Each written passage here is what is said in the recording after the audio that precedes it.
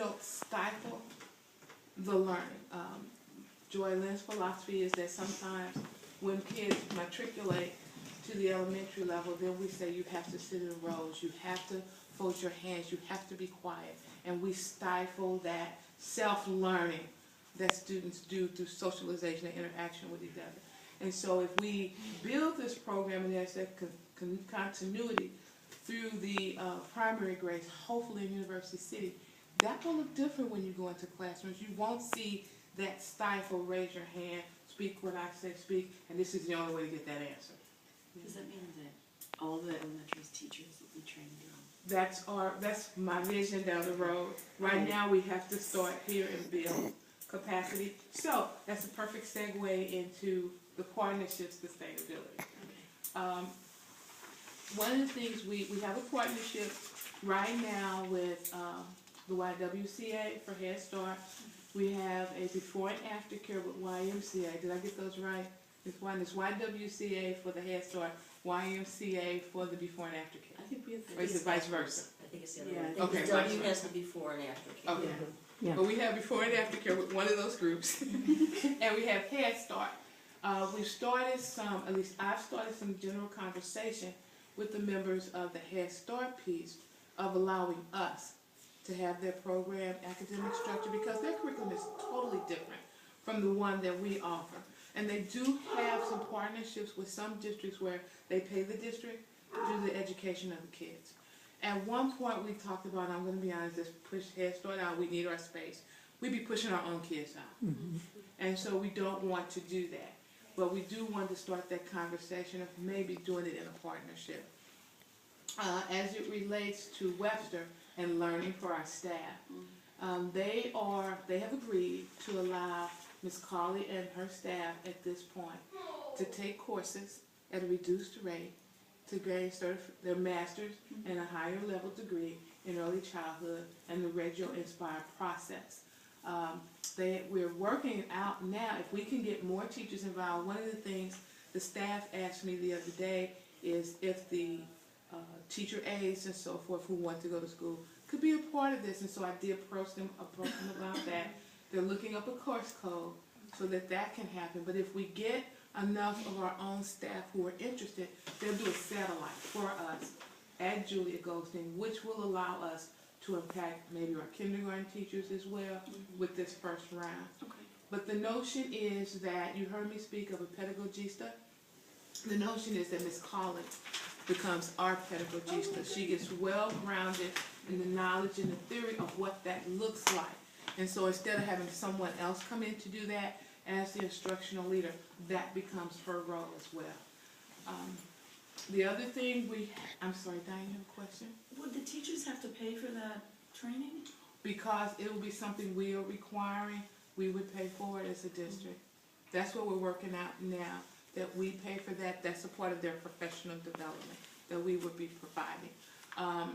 We haven't worked out all the details of that. Right now, I'm not looking at it as part of that tuition reimbursement because it is something we are asking them to do.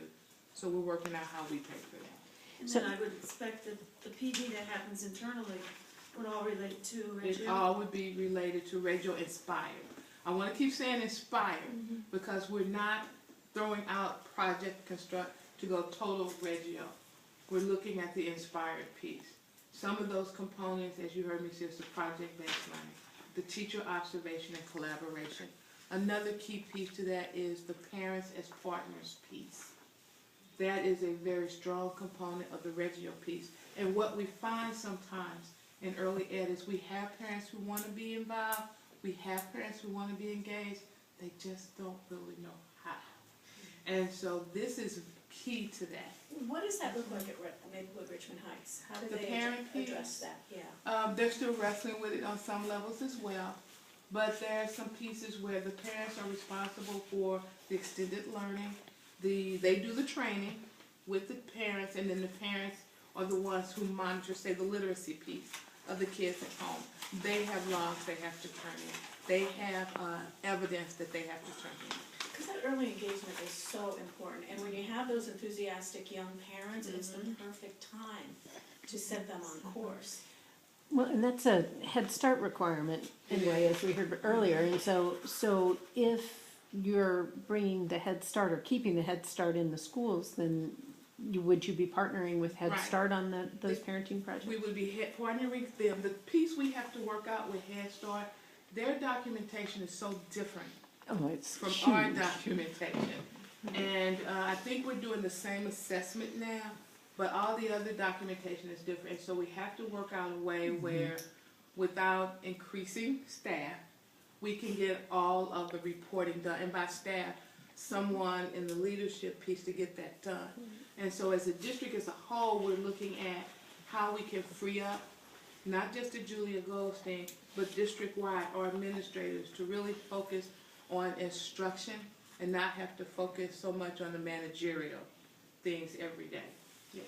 This isn't a curriculum question as much, and it may just be that I'm new to this, but when I was looking for early childhood for my children, the reason that I didn't choose Julia Goldstein actually had nothing to do with curriculum. It had to do with the fact that it was the time of day, and as a working parent, That's one of the, the need for more, and the desire for continuity of care with young children. right, you'll see in here Uh-huh. that in our year of study, like I said, that's why I'm just pulling out pieces. I'm not going page by page. Right now, what we hear from some parents is that I need every day. Yeah. I work 12 months, and right now, Julia Goldstein is on the school district's calendar. And when we close for PD, we close Julia Goldstein for PD so that our staff can learn. One of the conversations that we'll be having in our year of discovery is we look at the funding piece. How do we support expansion of a program? I'm going to get to your question. Okay. How do we support the expansion of the program, the staffing needs that we have, and be able to do that over time?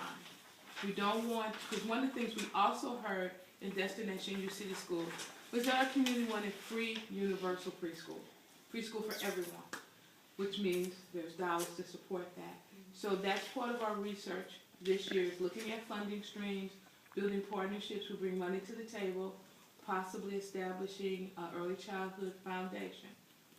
When we look at what gravitates people to the programs that they choose, there's a lot of things that right now we don't offer that parents look for. They look for the outdoor learning, they look for science, they look for music, they look for the arts, they look for all of that. Right now we don't have that at Julia Goldstein. We will be implementing music for next semester, next year. We're also looking at implementing art for next year. But as we build our program, the other things we have to look at is our calendar. How do we truly meet the needs of our families? You know, right now I think we have 1 a.m. program, 1 p.m. program, in addition to the full day programs. Well, if I'm a parent who needs full day, my kid only qualifies for a half day, I've got to have something the rest of that time. And so we're looking at calendar. We're actually starting some conversations with some surrounding school districts, Kirkwood being one, St. Charles being another, who have established their own before and after care. SLPS. St. Louis Public Schools have that Right. as well. Yeah, But oh no, that was the big how do you rollout do that? last year. Now, what I've heard in my conversations with Kirkwood, it actually started to build a funds base for them. When they took over their own before and after care, they were able to stay open when the other schools were, when the schools were traditionally closed for programs, and offer those services for their parents. So those are some of the things we are investigating.